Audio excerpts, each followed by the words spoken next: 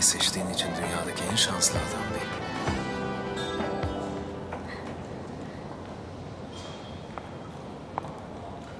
Ela, özür dilerim. Merhaba Levent. Burada ne işin var? Sana ulaşmaya çalıştım. Telefonuma cevap verseydin bilirdin. Sen de şu meşhur Ela olmalısın.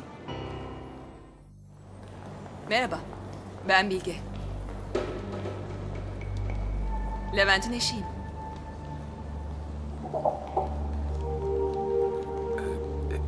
Eski eşim. Daha boşanma ilamını almadık. Ela! Ela! Ela bekle lütfen. Ela beni dinlemelisin. Dinleyecek bir şey yok. Hayır, tam tersine çok şey var. Bu gece her şeyi sana anlatacaktım. Geç kaldın. Ben sana her şeyden, herkesten çok güvendim. Babamın sırrını paylaştım. Ama sen karından... Eski karım. Ela, ben sana asla yalan söylemedim. Evet ya, hiçbir şey söylemedin. Bu yalan söylemenden daha kötü. Hem beni hem de kendini kandırdın.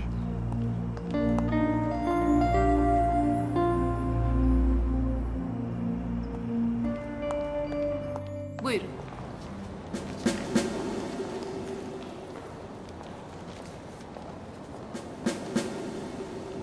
Teşekkür ederim. Rica ederim.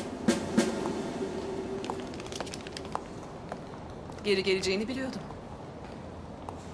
Burada ne işin var? Ne istiyorsun benden? Sana aşığım. Ve nereye gidersen git peşinden geleceğim. Tabii ki öyle değil. Her zamanki gibi kendine fazla güveniyorsun. Buraya sadece iş için geldim. Önemli bir ameliyat için Haldun Bey çağırdı.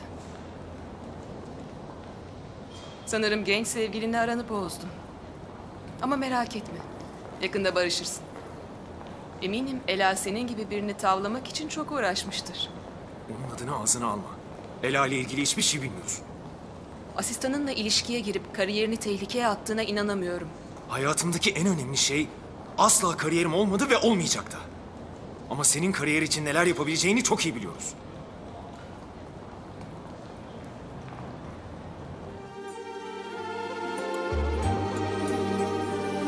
Bu aşkta son yolculuk, seninle son gülüşmemiz,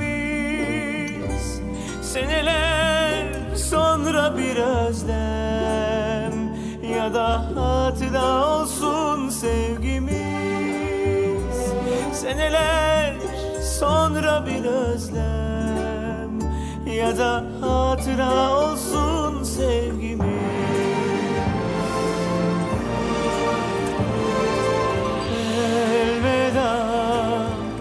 Elveda rüyalara, o güzel masallara. Elveda aşkım,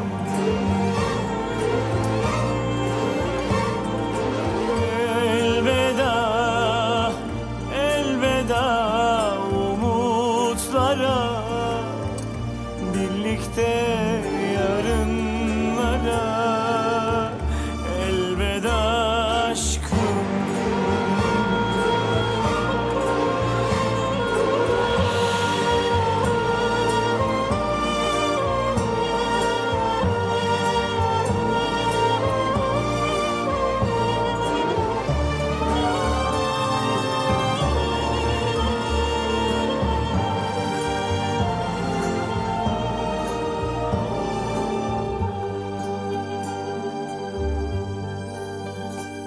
Bu aşkın son gözyaşı, seninle son buluşmamız, seneler sonra bir anı ya da yadigar olsun aşkımız.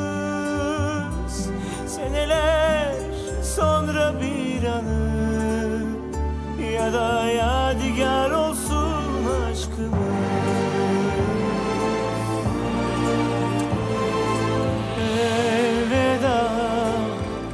Elveda rüyalara, o güzel masallara. Elveda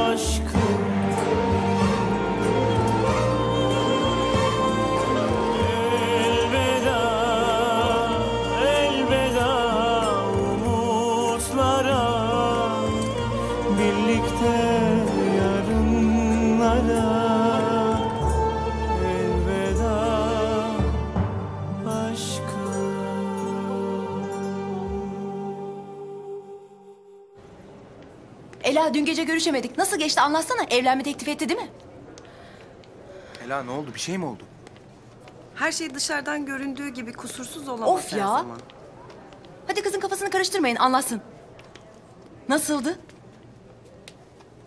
Koridorda kiminle tanıştığımı asla tahmin edemezsiniz. Dur tahmin edeyim. Hastaneye çok güzel yeni bir asistan geldi. Evet, çok güzel bir hatun. Levent Atahanlı'nın karısı. Ne? Demek bütün hastane öğrendi. Önemli değil. Hastaneye yeni bir eğlence getirmiş oldum. Benim enayiliğimi konuşarak eğlenebilirler.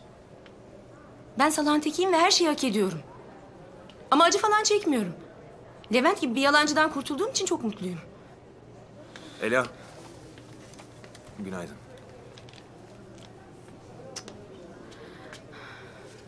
Yaşlı, sevimli bir kadın hastada bana yardım etmeni istiyorum. Ben yapamam. Başka bir hastam var. Ela. Levent Bey, Ben yardım edebilirim.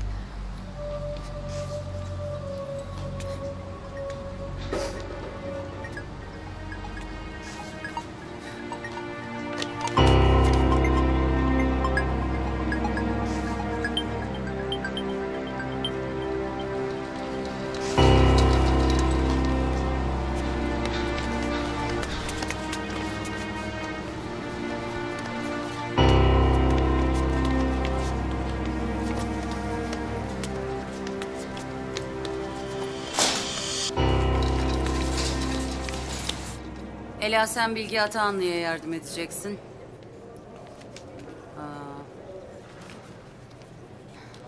zavallı Ela'nın hiç şansı yok. Kadın Ela'yı hastaneden kaçırmaya kararlı görünüyor. Burak, Kader, siz benimle geliyorsunuz. Acile, Hasan Katlar'a. Ela ne dediğimi duymadın mı?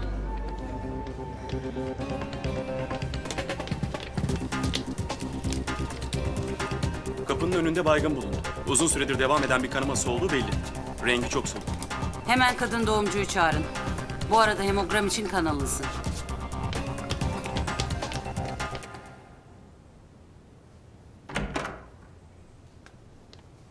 Günaydın. Ben doktorunuz Levent Atahanlı. Nasılsınız? Sağ olun doktor bey. Oldukça iyiyim. Siz ona bakmayın doktor bey. Ona kalsa hep iyidir. Şikayetlerinizi anlatır mısınız? Sabah uyandığımda hiçbir şey yoktu. Kahvaltıdan hemen sonra tam burada başının üstünde bir ağrı başladı. Sonra Memduh bey, eminim önemli bir şey değil. Kocamın kusuruna bakmayın lütfen. Önce bulanık görmeye başladım. Hastaneye gelene kadar görebiliyordum ama şimdi hiçbir şey göremiyor. Neler oluyor doktor bey söyler misiniz?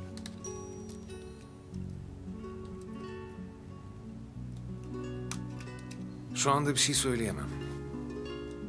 Ama siz güzel eşinizi dinleyin ve sakin olun. En kısa zamanda sorunu bulmuş oluruz. Hastaya kroniyal BT çektir. Hipofiz bezi bölgesi taramasına ihtiyacımız var.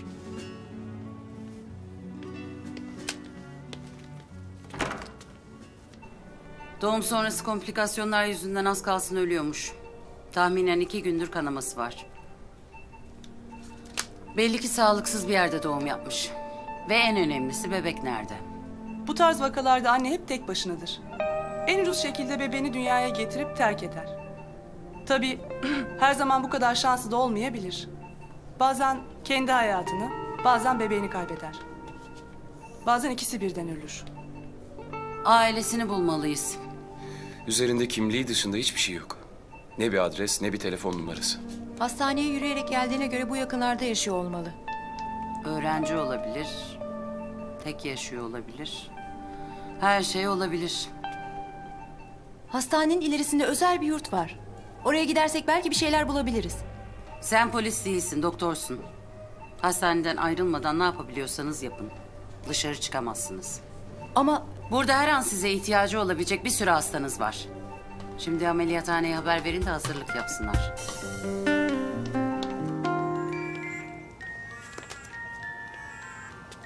Bu bebeği arayan soran var mı? Hayır. O yüzden yarın sosyal hizmetlere teslim edilecek.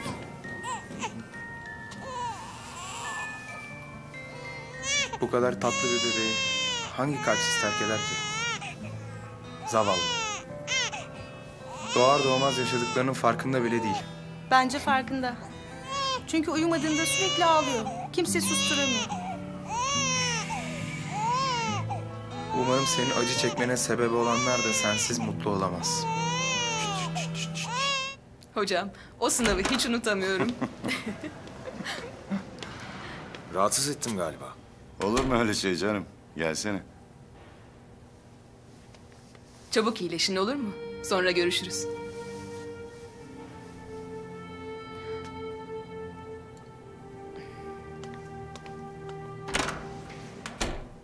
Onun burada ne işi var?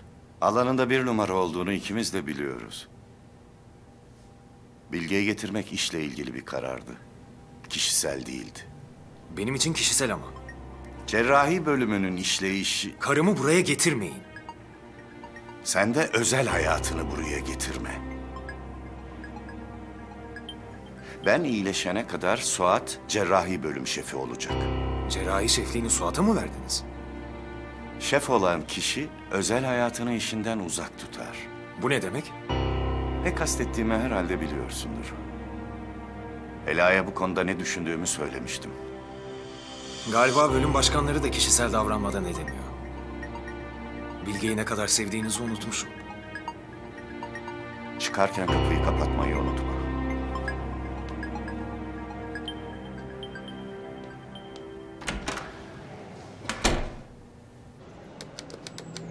oraya buraya telefon açarak hiçbir şey bulunmaz ki. Telefon açmana gerek yok. Buraya bırakılmış 2 günlük bir bebek var. Ve 2 gün önce doğum yapmış, buraya yürüyerek gelmiş bir kadın var. Belli ki bu bebek o kadının.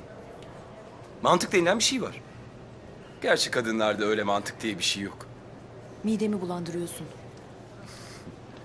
Ameliyattan sonra kendine gelmiş. Hadi gel gidip annenle konuşalım. Ela, dün gece neredeydin? Çok merak ettim. Merak etme ve benden uzak dur. Ela, senden uzak duramayacağımı biliyorsun. Hayır, artık hiçbir şey bilmiyorum. Ela, seni seviyorum. Umrumda değil. Ben böyle bir sevgi istemiyorum.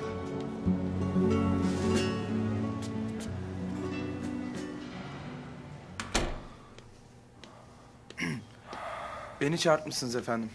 Gel bakalım, başlayalım. Tabii efendim. Hasan, Evet efendim. seni bunun için çağırmadım. Beni iyi dinle. Burada yatarken doktorlarım, hastalarım, hastanem ne halde bilmiyorum. Sen benim gözüm kulağım olacaksın. Sünger gibi her şeyi içine çekeceksin. Sünger mi? Hastanede olup biten her şeyi bana bildireceksin. Anladım. Ben araştırmacı bir süngerim. Dalga geçmiyorum. Şu sıralar gözümden kaçan bir sürü şey oldu. Bu durum sona ermeli.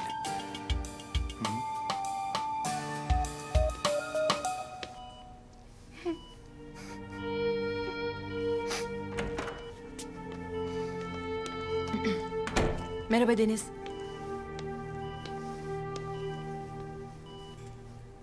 Kendini nasıl hissediyorsun?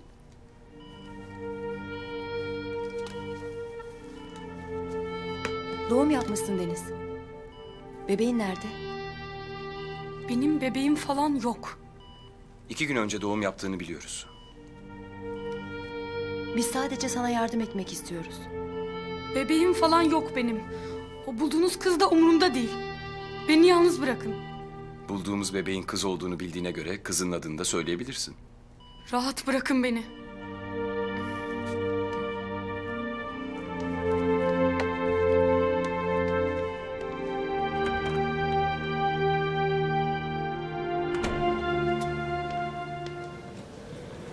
Buraya neden geldin? Biliyorum tek neden Haldun Bey'in çağırması değil. Neyin peşindesin söyle. Biliyorsan sen söyle o zaman. Sana sadece bir kez söyleyeceğim. Yalanlarınla birlikte benden ve Ela'dan uzak dur, anladın mı? Tabii ki anladım. Zekamı küçümseme. Sabrımı zorlama Bilge. İşin biter bitmez bu hastaneden gideceksin.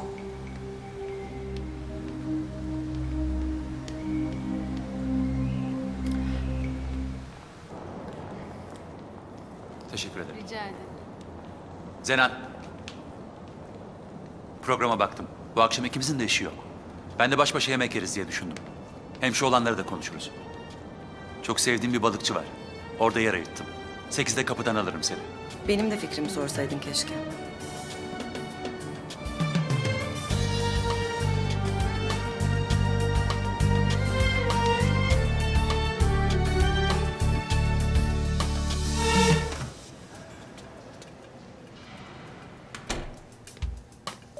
Evet. Durum raporu ver. Efendim, hiçbir şey yok. Bugün sessiz bir gün efendim. Hiç haber yok mu? Ya dedikodu? Bilmem gereken bir ameliyat falan? Neler oluyor anlat bakalım. Hocam, koridorlarda, ameliyathanede, merdivenlerde bir şey olmadı. Yani özellikle merdivenlerde hiçbir şey olmadı.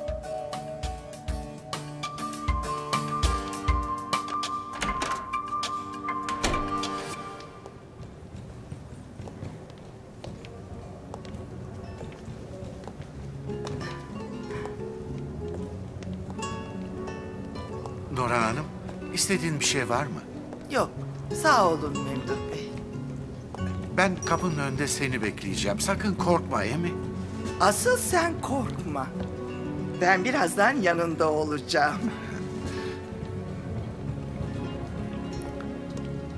Pardon. Buyurun. Nurhan Hanım çok üşür. Rica etsem gerekirse örtünmesi için kendisine bunu verir misiniz? Teşekkür ederim. Rica ederim. Ne demek? Bir de bir şey olursa ilk önce bana haber verin. Nurhan Hanım üzülmesin. Çok hassastır. Her şeyden çabuk etkilenir.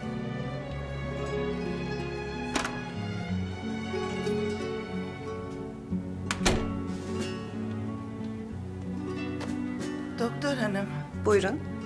Rica etsem bir şey olursa ilk önce bana söyler misiniz? Memduh Bey çok heyecanlıdır, dayanamaz. Tabii, merak etmeyin. Başlayabiliriz. Tamam.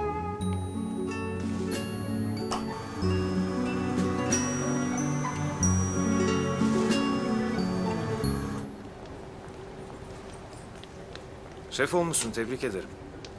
Evet. Birkaç günlüğüne patronun olacağım. Haldun Bey'in ne zaman iyileşeceğini iyi biliyorum. Onu ben ameliyat ettim. Onu sen ameliyat ettin. O hayatta kaldı. Beni şef yaptı. Ve karını da işe çağırdı. Evet. Besbelli beyninde bir hasar meydana gelmiş. Eski karını mı demeliydim? Ne diyeceğimi bilemedim de. Şimdilik eski karın diyebilirsin. Rahatsız ediyorum, kusura bakmayın. Rahatsız etmedim. Hep rahatsız eder. Bana bir asistan ayarladınız mı diye soracaktım Suat Bey. İstediğiniz asistan Ela'ydı değil mi? Evet, ayarladım. Teşekkür ederim. Rica ederim. Ela'yı Bilge'nin yanına verirken iyice düşündün mü? Daima iyi düşünüp öyle karar veririm ben. Bunu niye yaptın? Ben işimi yapıyorum. Öyle olmadığını ikimiz de biliyoruz. Bu yaptığın sadece işini kullanmak olabilir. Öyle bile olsa şef benim. Ayrıca Ela'yı isteyen eski karın.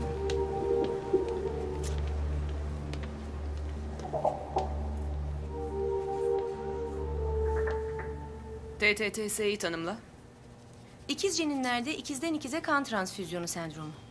Birbirlerine neyle bağlılar? Tek plasantadaki kan damarlarıyla. Yani? İkizlerden birine öbüründen daha fazla kan akışı olur. Yani ikisinin hayatı da tehlikeye girer.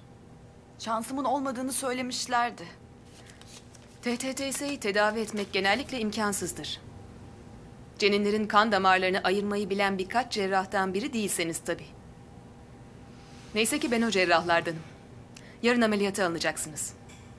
Herhangi bir sorununuz olduğunda Ela Hanım size yardım edecektir. Şanslısınız. Çünkü kendisi hastanedeki en gözde asistan.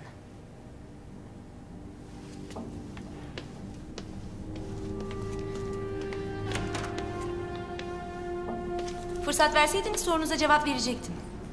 Herkese böyle sert davranırım. Sadece kocamla kırıştıranlara değil. Niye hala kocam diyorsunuz? Boşandınız değil mi?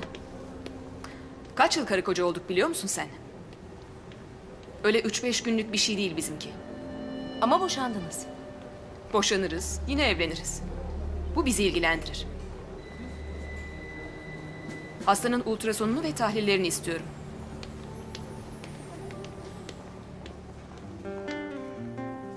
Haldun Bey, bana olan güveninizden dolayı çok teşekkür ederim. Umarım bu güveni boşa çıkarmazsın. Size ne kadar başarılı olacağımı kanıtlayacağım. Bu görev benim için her şeyden daha önemli. Biliyorum. Zaten ben de bu yüzden bu görevi sana verdim. Ben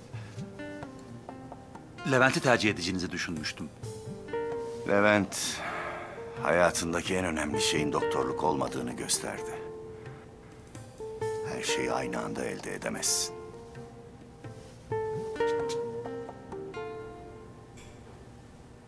Benim kocam da o hastalığa yakalanmıştı.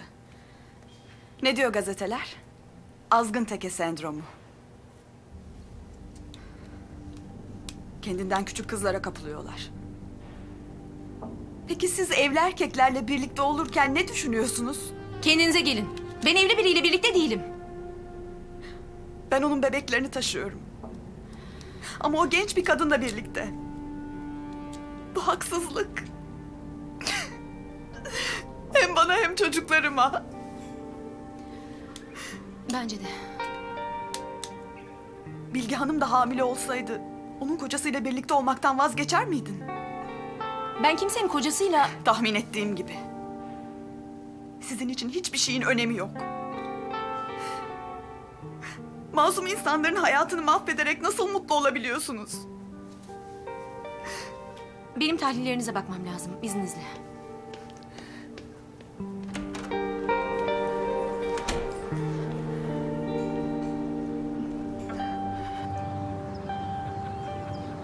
Göz göre göre yalan söylüyor. Ama o kadar kötü yalan söylüyor ki bir çocuk bile anlar. Biz annesi olduğunu biliyoruz. Gidip polise söylesek, gerekirse DNA testi yaparız. O işler o kadar kolay değil. Kız istemediği sürece zorla hiçbir test yapamayız. Peki anneyi nasıl ikna edeceğiz? Bebeği görürse belki yumuşar. Denemekte fayda var. Bence anne olmayı ve o bebeği hak etmiyor zaten. Uğraştığımıza değmez. Ela'nın kafasını dağıtmak için akşam hep birlikte bir şeyler mi yapsak? Harika fikir. Bence de. Hepimiz için süper olur. Hangi dağda kurt öldü bayan aşk acısı önemsizdir? Yanıldığım zaman geri dönebilecek kadar büyüdüm. Tabii senin bunu anlaman biraz zor. Akşam hep birlikte bir şeyler yapacağız. Ne dersin? Hiç keyfim yok. Ben siz takılın. Sizin de keyfinizi kaçırmayayım.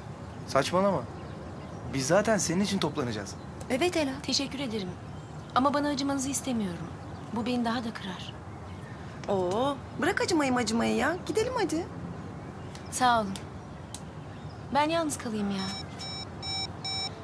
Ben gidiyorum.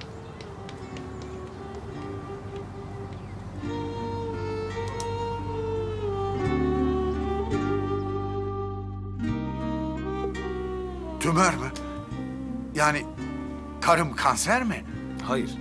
Tümör büyük ihtimalle iyi huylu. Yani kesin olarak tedavi edilebilir değil mi? Memduh Bey, doktoru sıkıştırma. Allah mı ki sana garanti versin? Mevzu bahis olan benim en değerli hazinem olunca garanti istemeye hakkım olur.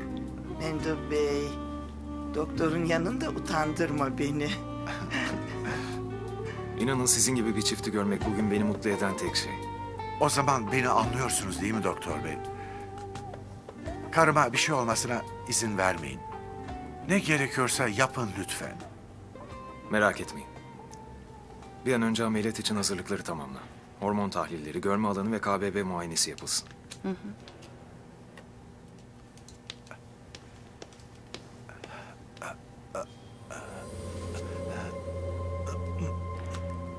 Memduh Bey, iyi misiniz? Memduh, ne oldu? İyi misin? İyiyim canım, iyiyim. Sen yanımda olursun da ben kötü olur muyum hiç?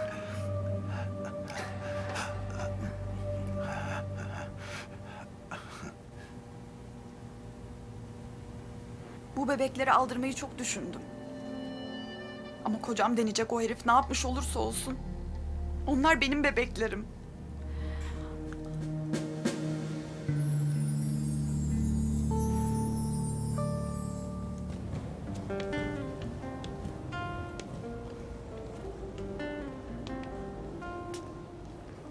Eskiden kahve içip sabahlara kadar çalıştığımız öğrencilik yıllarını hatırlıyor musun? İkimizle ilgili hiçbir şey hatırlamak istemiyorum. Bizi yok sayıyorsan tüm çocukluğunu, gençliğini, geçmişini de yok sayıyorsun demektir. Biz birlikte büyüdük Levent. Her şeyi birlikte yaşadık. Ve yaşadığımız her şeyi sen mahvettin. Düzeltebilirim. İzin ver kendimi affettireyim. İnan bana her şey eskisinden daha iyi olacak. Affedersiniz. 2459'daki hasta ile ilgili bir problem var.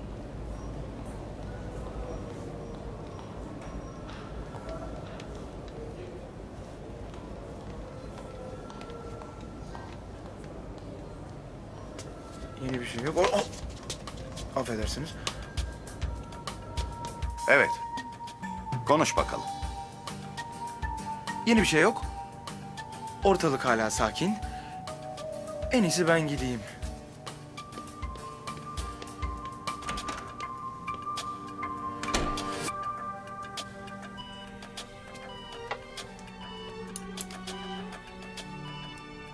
Nurhan Hanım'ın iyileşmesini gerçekten çok istiyorum. Yoksa Memduh Bey buna dayanamaz. Biliyorum. Şimdiye kadar gördüğüm en mükemmel çift. Ben de onların ayrılmasını hiç istemem. Bu kadar sene birlikte olup hala nasıl aşık olabiliyorlar acaba? Önemli olan aşkı bulmak. Ondan sonra elinden kaçırmamak için ne gerekiyorsa yaparsın.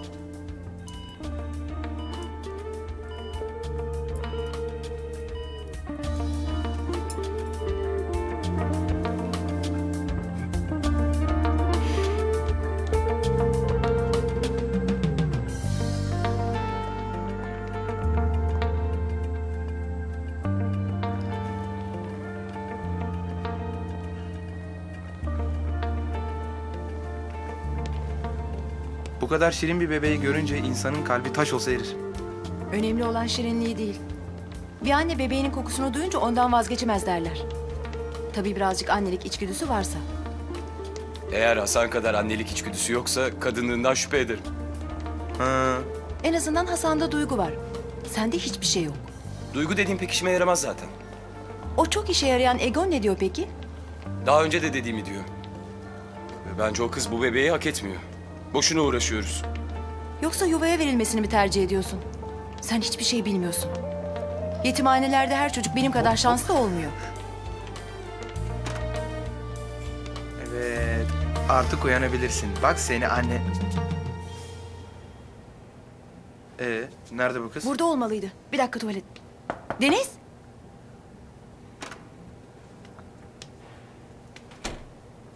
Kaçmıştır. Size boşuna uğraştığımızı söyledim. Zorla güzellik olmaz.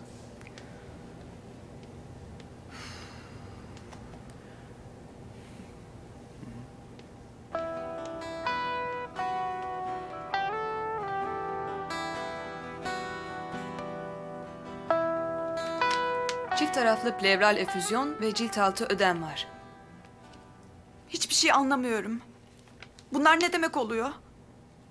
İkizlerde kalp yetmezliği başlangıcına benzer bir durum saptadık. Bebeklerim iyileşecek ama değil mi? Yarın size ameliyata alacağım. Ve bebekleri kurtarmak için her şeyi yapacağım. Merak etmeyin.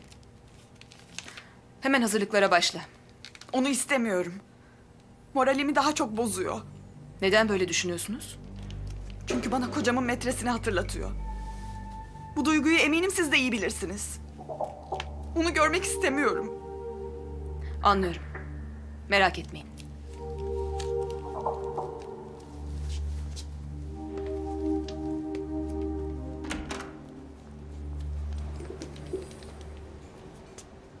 Seni bu vakadan alıyorum.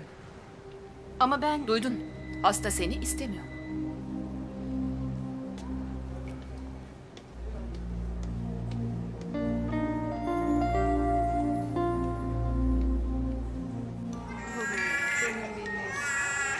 Uyandın mı sen? Bir tanem. Kendini nasıl hissediyorsun? Salak gibi. O duyguyu çok iyi bilirim. Ama merak etme. Bir süre sonra artık rahatsız etmemeye başlıyor. Sen niye salak gibi hissediyorsun ki? Çünkü asla gerçekleşmeyeceğini bildiğim bir hayalim var. Ama bir türlü de kendini hayal etmekten alamıyorsun. Evet. Sence ne yapmak lazım? Yapılacak hiçbir şey yok. Çünkü biz iki hayalperestiz.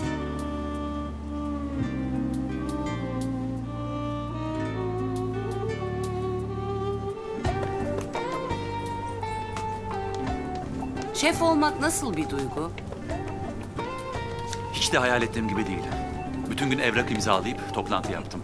Yakında doktor olduğumu unutacağım. Tek bir hastayla bile ilgilenemedim daha. Bir dilek tutarken çok dikkatli olmak lazım. Her an gerçekleşebilir. Benim dileklerim yoktur. Sadece kazanıp elde ettiğim başarılar vardır. Benim doktorluk yapmam lazım izninizle. Affedersiniz doktor hanım. Karımın ameliyatı neden bu kadar uzadı? Hiçbir bilgim yok beyefendi. Ama beyin ameliyatları çok zor ameliyatlardır. Uzun sürmesi normal. Beyefendi iyi misiniz? Beyefendi iyi misiniz? Beyefendi! Ela çekil. Hemen hastayı sedyeye alalım. Oksijen tüpünü getir. Tansiyon ve nabız bakılsın. EKG de istiyorum. Ela çabuk.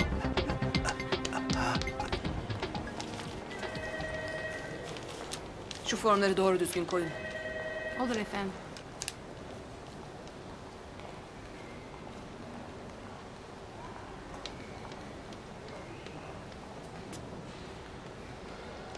Benimle konuşmak istediğinizi söylediler. Evet. Yeni bir asistan istiyorum. Ela ile ilgili bir probleminiz mi var? Benim onunla hiçbir problemim olamaz. Sadece hasta istemedi. Bakın Bilge Hanım. Ela asistanlarımın içinde en iyisidir. Hastanın onu istememesi için hiçbir sebep olamaz. Umarım bundan sonra asistanlarıma haksızlık yapılmasına izin vermezsiniz. Şu anda durumu iyi görünüyor. Fakat her ihtimale karşı eko yapalım. Nurhan nasıl? İyi değil mi? Sakin olun lütfen. Şu anda yapmanız gereken son şey heyecanlanmak. Anlamıyorsunuz. Onu görmem lazım. Yoksa bir şey mi oldu? Lütfen yapmayın. İnanın hiçbir bilgim yok. Ama sizin için hemen öğreneceğim. Yeter ki siz sakin olun. Hemen gidip eşinin durumunu öğren.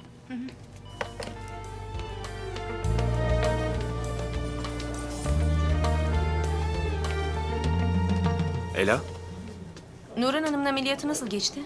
gayet iyi. Ne oldu ki? Memduh Bey karısının ameliyattan çıkmasını beklerken miyokard enfarktüsü geçirdi. Durumunu öğrenmeden sakinleşmiyor. Biz de yaşlanınca onlar kadar aşık, sevimli iki ihtiyar olacağız.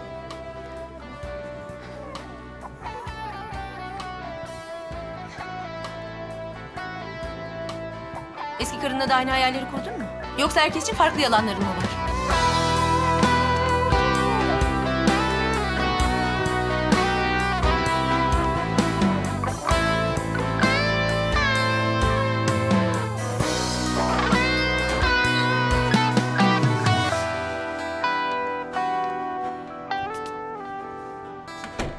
Merhaba.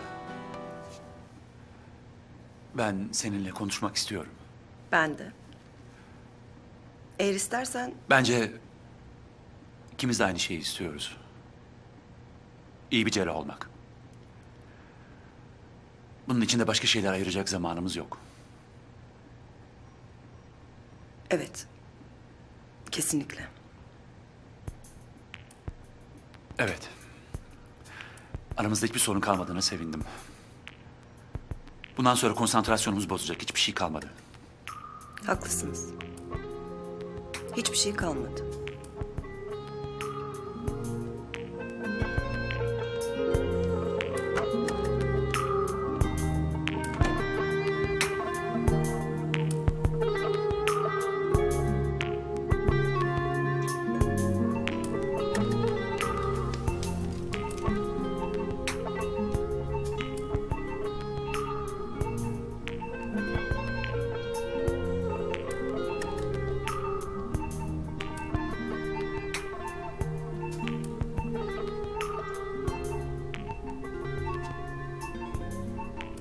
Biliyorum böyle yan yana olduklarında daha çabuk iyileşecekler.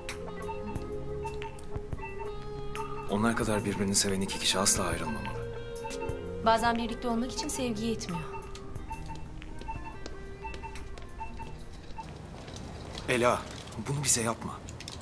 Bunu bize sen yaptın. Haklısın, hata yaptım. Ama hala birbirimizi seviyoruz. Önemli olan da bu zaten. Hayır, ben sevmiyorum.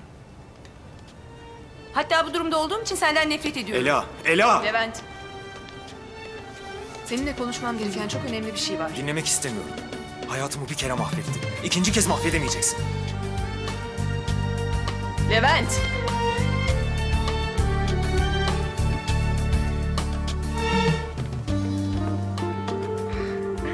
Bir tek sizin yanınızda susuyor. Kimi seveceğini biliyor.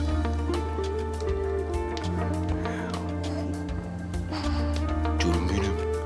Prenses, prensesim. Nasılsın bakalım? Özledin mi beni? Ben seni çok özledim. Acıktın mı prenses? Evet, sen bu dünyanın en güzel kızısın biliyorsun değil mi? Afiyet olsun prenses.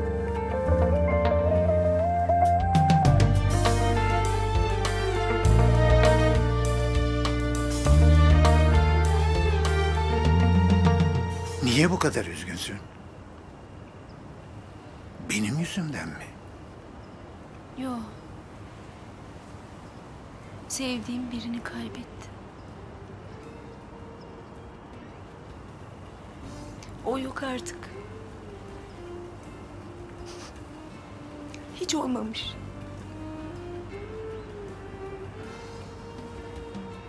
Mutlu aşk yoksa bu aşkın suçu değil ki. Senin gibi aşkı acısından, yarasından ayırmaya çalışanların suçu. Baba. İçim acıyor. Üzülme. Ben seni hep seveceğim Ela. Hiçbir hastalık bunu değiştiremez. Ben de bir şeyler değişse de aklımdaki birçok şey un ufak olsa da derinlerde bir yerde sana olan sevgim hep kalacak. Hep kalacak. Babacığım. Ben de seni çok seviyorum. Biliyor musun? Ben akşam yemeği yemedim. Yemeğini biraz önce yedim babacığım. Hatta ben yedirdim. Hayır. Yalan söylüyorsun. Yemek yemem lazım benim. Babacığım. Oo, meslektaşım. Hoş geldin. Nasılsınız? Yorgunum. Bugün tam 5 ameliyata girdim. Tek bir lokma yemedim. Kusura bakmazsanız yemeğimi yiyip biraz istirahat etmek istiyorum. Açıklamama izin ver. Ondan sonra git dersen bir daha seni asla rahatsız etmeyeceğim. Bana bir şans ver. Lütfen.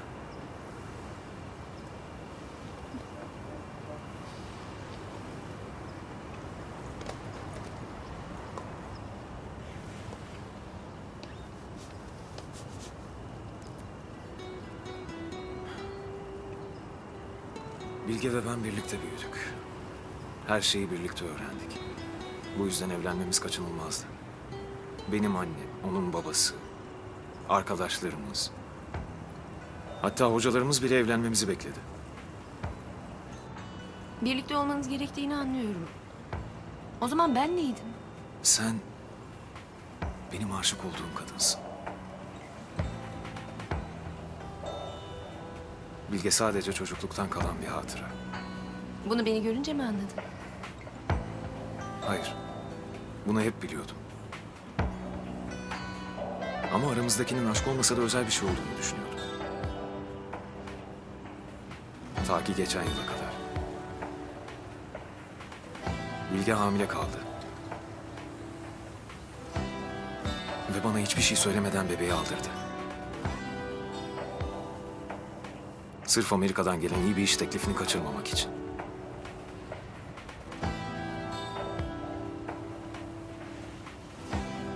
Bense bütün bunları iş işten geçtikten sonra annesinden öğrendim. Zamanla affedebilirsin. Belki de Affedebilirim, evet. Ama onunla devam edemem. Aldırdığı bebeğimizle birlikte her şey de yok olup gitti. O an anladım ki aramızda ne aşk ne de özel bir şey var. Bizim ilişkimiz hiç var olmamış. Yaşanan her şey alışkanlıkmış.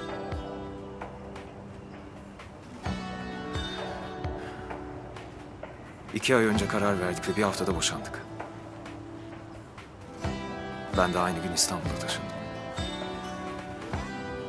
peki daha önce bütün bunları niye anlatmadın? Aptalcaydı biliyorum. Ama her şeyi unutup seninle yeni bir hayata başlamak istedim ben. Keşke ben de her şeyi unutabilsem. Unutturacağım. Söz veriyorum. Bu aşkı çok zor buldum ve bu kadar kolay kaybedemem.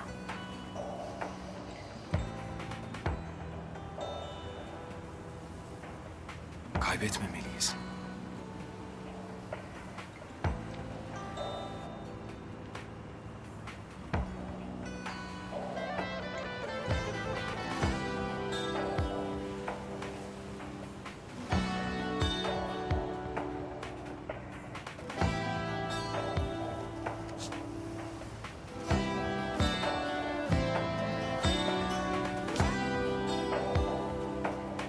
Gitme.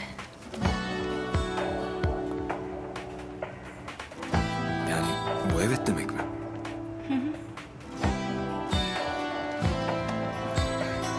Gözlerimi kapatsam yüzünü görür müyüm? Gündüzleri uzatsam geceler bir kördüğüm. Kapıları kapatsam yalnız üşür müyüm? Bir kuş olup da uçsam üzerine süzülür müyüm? Bugün nasılsınız? İyiyim doktor hanım, sağ olun. Nurhan Hanım iyi olduğuna göre siz de iyisinizdir değil mi? Haklısınız doktor hanım. Nurhan Hanım yanımda olduktan sonra hiçbir şeyin önemi yok. Memduh Bey. Memduh Bey, ne oldu? Kocama ne oldu? Nurhan Hanım sakin olun. Memduh Bey şimdi kendine gelecektir. Bunun olmaması gerekiyordu. Nabzı gittikçe yükseliyor.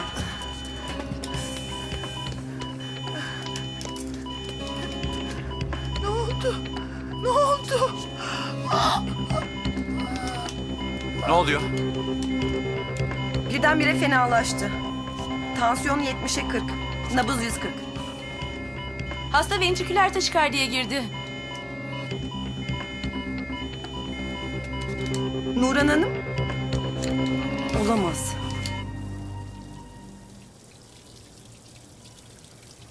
Bu kadar başarılı bir kadın cerrah görmemiştim daha önce. Biliyorum. Genellikle erkekler güzel kadınların salak olduğunu düşünür. Doğrudur da. Ama ben bir istisnayım. İnanamıyorum. Kadınları savunmuyorsunuz. Sadece aynı cinsten olduğum için bütün kadınları sevmek zorunda değilim. Ve onlara benzediğimi de düşünmüyorum.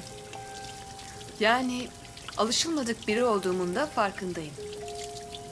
Kesinlikle mükemmelsiniz.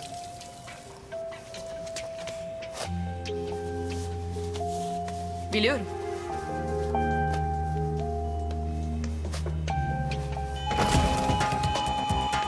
Hala aynı. 120 jül. Hazırla. 120 jül. Tamam. Ne oldu? Hala aynı. Ne oldu? 160 jül. Her Hazırla. şey normaldi. Memduh Bey fenalaşınca Nuran'ın da arkasından fenalaştı.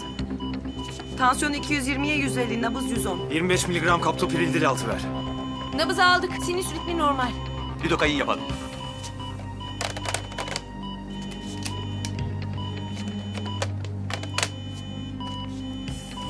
Nabız normale döndü.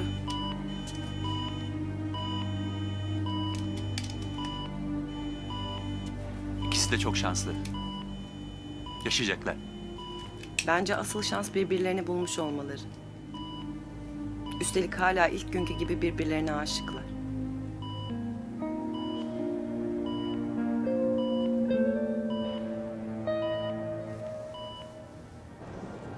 Merhaba efendim. Pek bir şey olduğu yok. Sadece Suat Bey arkadaşımla sevgili olmuş. Merdiven altında akşam yemeği planları yapıyor, o kadar. Sünger olmak çok zor ya. Kendi kendine mi konuşuyorsun? Yok canım.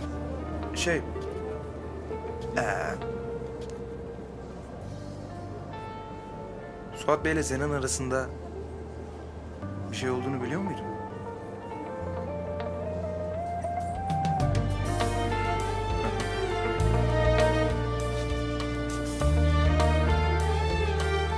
Ameliyat çok başarılı geçti.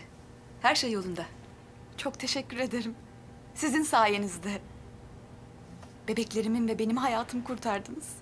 Size yardım etmek benim için çok önemliydi. Ve ben istedikten sonra elimden hiçbir şey kurtulamaz.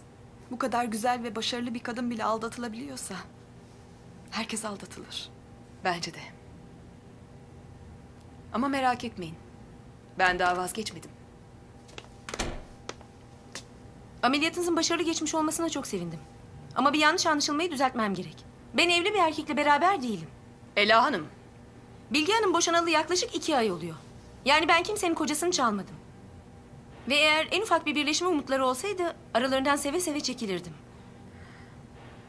Dün sorduğunuz soruya gelince ben asla bir bebeği babasız bırakmam. Bu vicdan azabıyla yaşayamayacak kadar insanım.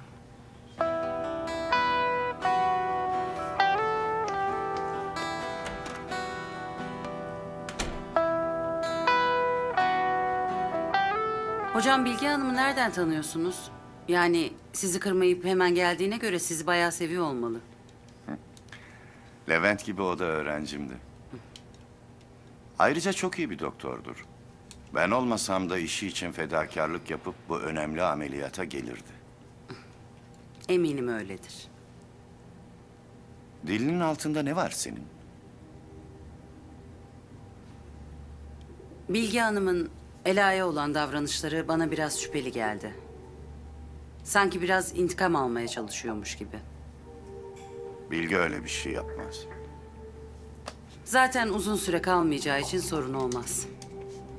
Tam tersine. Asıl bundan sonra sürekli bizimle çalışacağı için sorun olmaması lazım.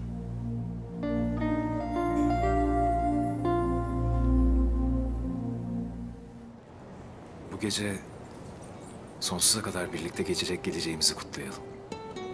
Kutlama yapmasak? Olanları düşününce büyük laflar söylemek beni çok korkutuyor. Ya korkma. Hiçbir şey olmayacak. Bu gece ve birlikte geçireceğimiz her gece kutlama yapacağız. Senin yanında kendimi masallardaymış gibi hissediyorum.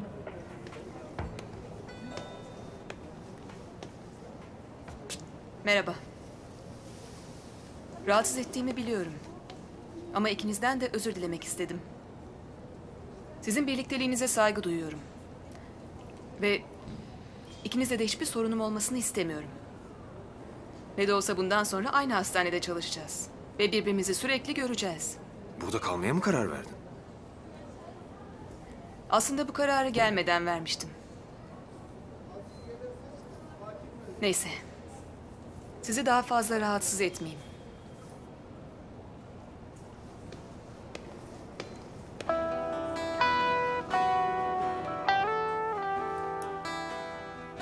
Klemp. Raspa. Punch. Alice. Portegü.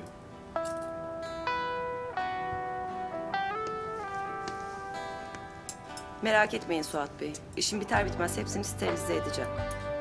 Sorun değil. Ben de asistanken çok yapardım. İyi bir alıştırma ve stres atma yöntemi. Azene nasıl? Döndün mü Muş'a? Sizi niye ilgilendiriyor ki? Unuttun galiba. Ben onun doktoruydum. Hem bana siz demene gerek yok. Ben seni asistanım olarak değil, meslektaşım olarak görüyorum. Teşekkür ederim. Ama ben sizi sadece şefim olarak görmeyi tercih ediyorum. Yani ya hep ya hiç diyorsun, öyle mi? Evet böyle. Üzgünüm ama kariyerini bana tercih eden bir adamın yüzünü bile görmek istemiyorum.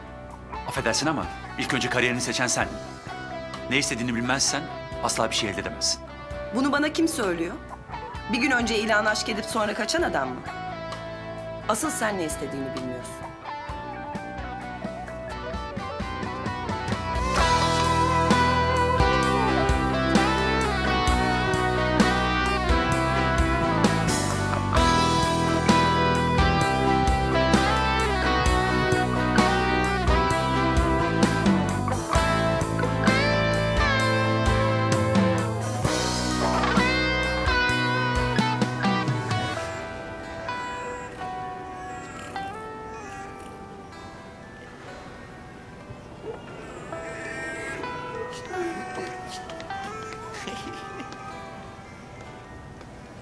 Bak bak bak bak bak bak bak bak. Evet. Evet.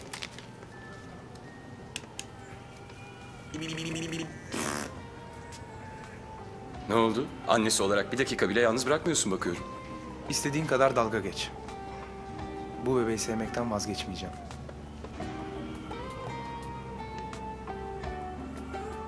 Nasıl? Çok tatlı ve sağlıklı. Ama hala ailesiz işte. Ne olmasını bekliyorsunuz ki? Siz çok istiyorsunuz diye annenin geri gelmesin mi? Haklısın. Burada böyle hiçbir şey yapmadan beklemek çok saçma.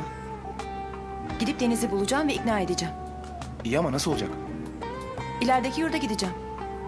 Orada olduğunu bilmiyoruz ki. Şansımı deneyeceğim. Mesai saatinde hastaneden ayrılırsan başın belaya girer.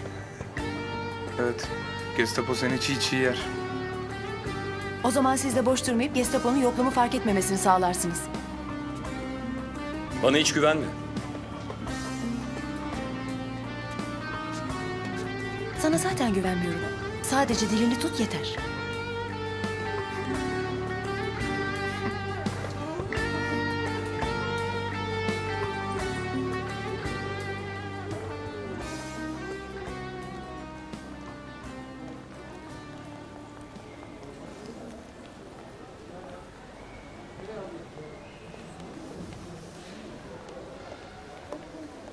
Daha yeni başlıyoruz. Efendim? Yoksa sen bitti mi sanmıştın? Neyi? Levent'i hiç tanımıyorsun. Ben Levent'i tanıyorum. Sen Levent'i hiç tanımıyorsun. Ben onu kendinden bile iyi tanırım. Ameliyata başlarken ne düşünür? Gece uyandığında neden çikolata yer bir tek ben bilirim. Demek ki yetmemiş. Aşık olması da gerekiyormuş. Sen aşk hakkında ne biliyorsun ki? Bana evlenme teklif ettiğinde sadece 11 yaşındaydık. Sen benim yerimi asla dolduramayacaksın. Levent çok yakında senden sıkılacak. Bence sen bunun için daha çok bekleyeceksin. Hayatındaki en değerli şeyin sen olduğunu düşünüyorsun. Yanılıyorsun. Çok yakında göreceksin.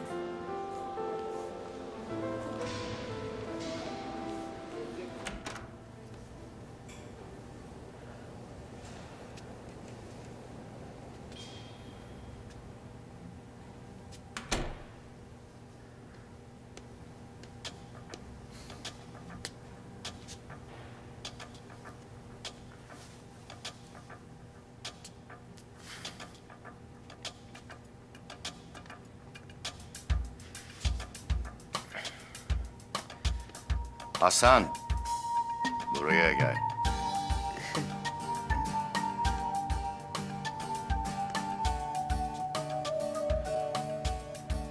Hocam, ben çok denedim ama yapamayacağım. Dışarıda bir sürü şey oluyor. Size anlatamayacağım bir sürü şey. Filmlere konu olacak türden şeyler. Size bunları anlatamayacağım.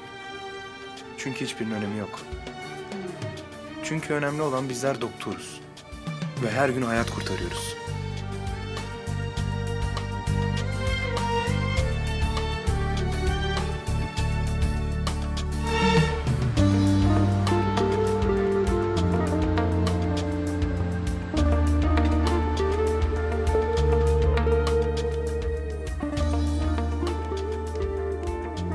Affedersiniz. Buyurun. Ben bir arkadaşımı arıyordum. Sanırım burada kalıyor ama emin değilim. Adı neydi? Deniz Akbaş. İkimiz de İzmirliyiz ama uzun zamandır görüşemiyoruz. Ortak bir arkadaşımız burada kaldığını söyledi ama emin değildi. Ha, Deniz Akbaş. 3 gündür yurda gelmiyor. Nerede olabilir? Başına bir şey gelmiş olmasın? Yok canım, bir şey olmamıştır. Zaten normalde de bir gelir bir gelmez. Arabalı bir hayta bırakır onu çoğu zaman. Belki bugün gelir. Ben en iyisi biraz bekleyeyim. Bence boşuna beklemeyin. Geldiği zaman ben aradığınızı söylerim. Sağ olun ama ben bekleyeceğim.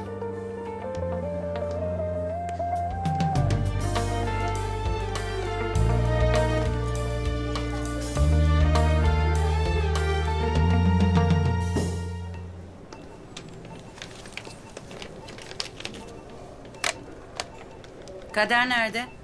Acilde senin yerine o görevli değil miydi? Aslında evet ama Ama ne? ben acilde çalışmak için ısrar edince dayanamadı. Benim yerime laboratuvar işleriyle ilgilenmeyi kabul etti. Ne yaptın da acil yerine laboratuvar işlerini yapmaya ikna ettin? Hiçbir şey. Bundan sonra ben ne dersem onu yapacaksın. Canının istediğini değil. Tabii efendim.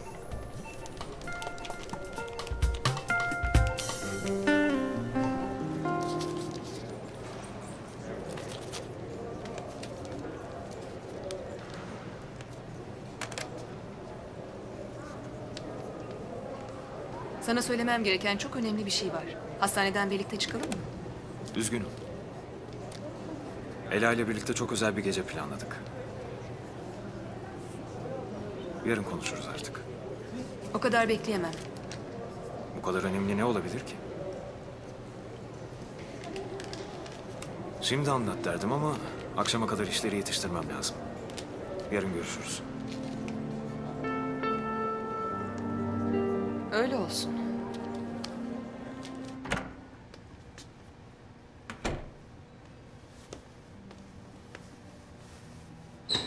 Levent Bey'le barıştığınız belli oluyor. Seni gören de aşık olduğunu düşünür. Nereden çıkartıyorsun ya? Yok öyle bir şey. Benim ne düşündüğüm önemli değil. Ama madem ilişkinizi saklamak istiyorsunuz, Suat Bey'le yan yana gelmeseniz iyi olur. Yoksa bakışlarınızı gören herkes anlar.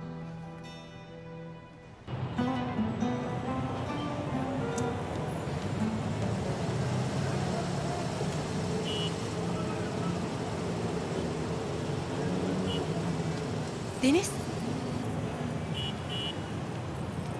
Deniz lütfen benimle gel. Bebeğini bırakamazsın. Üstelik ciddi bir ameliyat geçirdin. Hastaneye geri dönemem. Param yok. Hem ailem duyarsa beni öldürür. Korktuğunu biliyorum. Ama ben senin tarafındayım. Hiçbir şey için seni zorlamayacağım. Bebeğini al ve ne pahasına olursa olsun büyüt demiyorum. Sadece onu sevginden mahrum etme. Olmaz. Yapamam. Deniz, sana yardım edebilirim. Kim olduğunu söylemeyiz. İstersen bir yabancı gibi bebeğinin yanında ol. Ama yeter ki yanında ol. Yalvarırım. Bırakın gideyim. Deniz, o küçük kızın sana ihtiyacı var.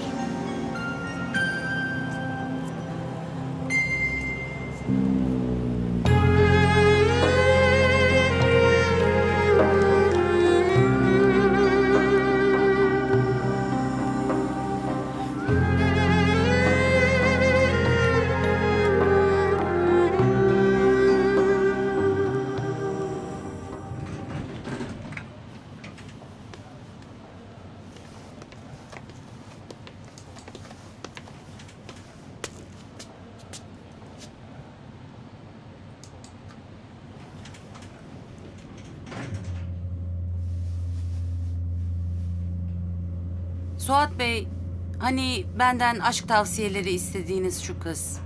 Ne oldu, tavsiyem işe yaradı mı?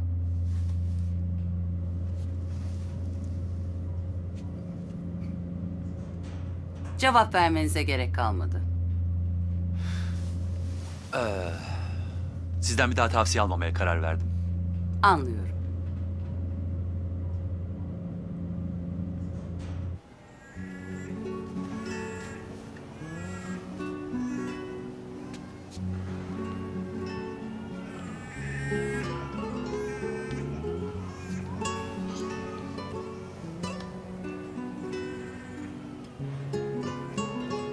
Bu benim bebeğim mi? Evet. Kucağına almak ister misin? Kucağıma alırsam bir daha hiç bırakamam. Bırakma o zaman. Git ve sarıl sadece. Bil ki o senden daha çok korkuyor. Ben ne yapacağımı bilmiyorum. Onun bir anneye ihtiyacı var. Hayır. Ne olursa olsun hiç kimse senin yerini tutamaz. Hiçbir kalp onu seni sevdiğin kadar sevemez. Ona bakamam ki. İşim yok. Param yok. Ailem bilmiyor. Biliyorum bu kolay olmayacak.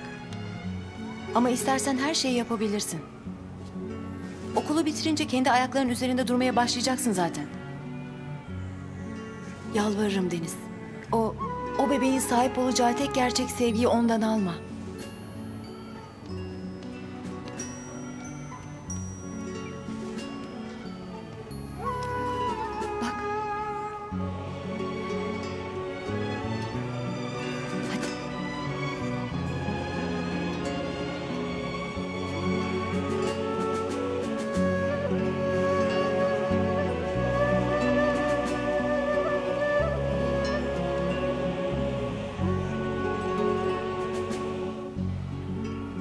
Affet beni bebeğim. Affet.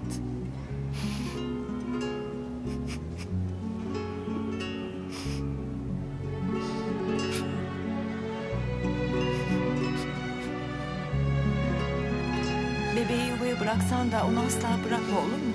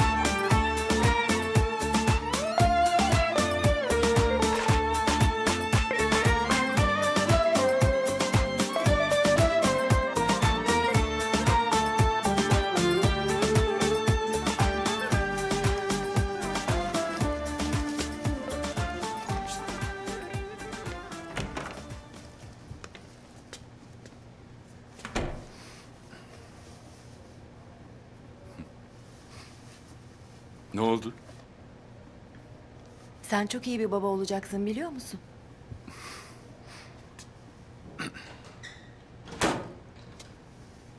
Eğer annesi sen olacaksan neden olmasın? Hemen bu gece çalışmalara başlayabiliriz. Of ya. Senden nefret etmemi neden bu kadar çok istiyorsun?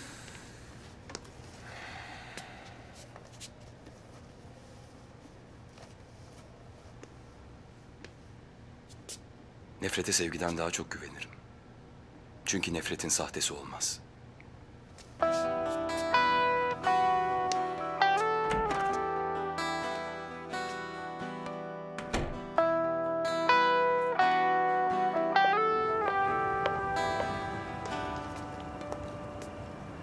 Bilge?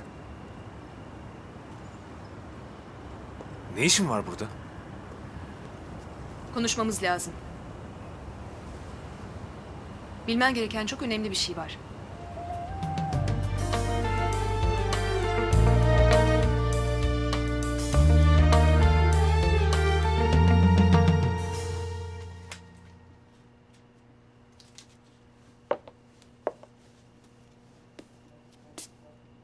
Kaç saattir yorulmadın mı?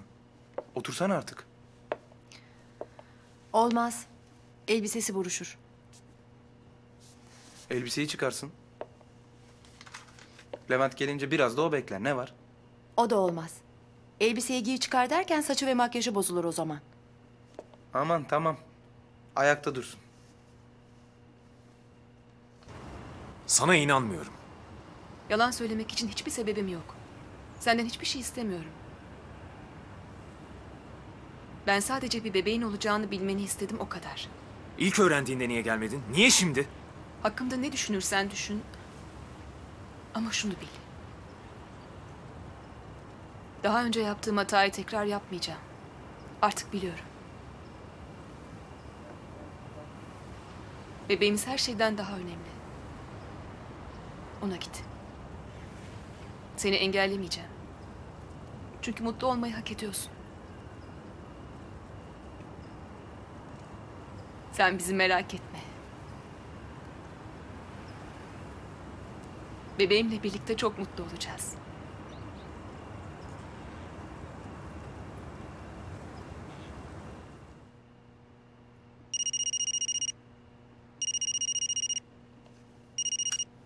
Levent.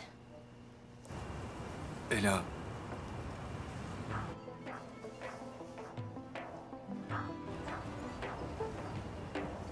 Ben...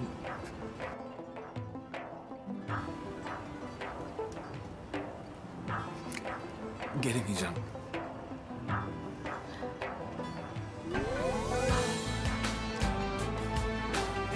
Beni affet. Ne oldu? Kötü bir şey mi oldu? Hastaneden mi aradılar?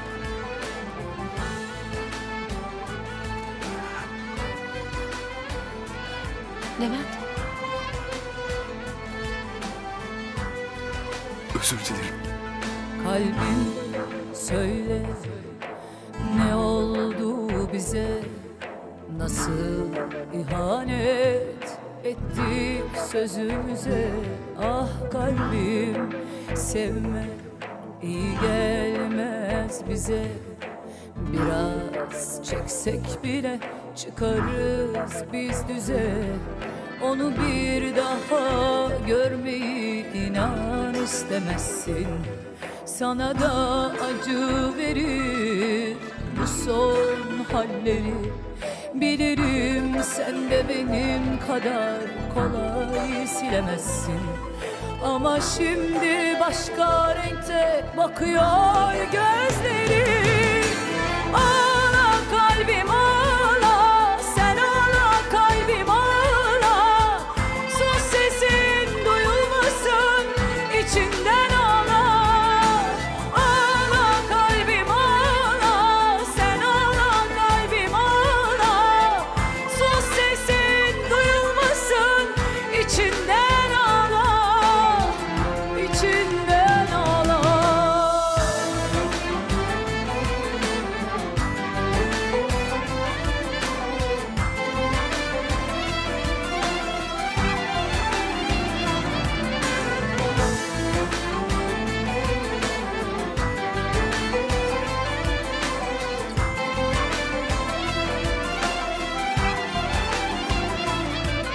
kalbim söyle, ne oldu bize, nasıl ihanet ettik sözümüze.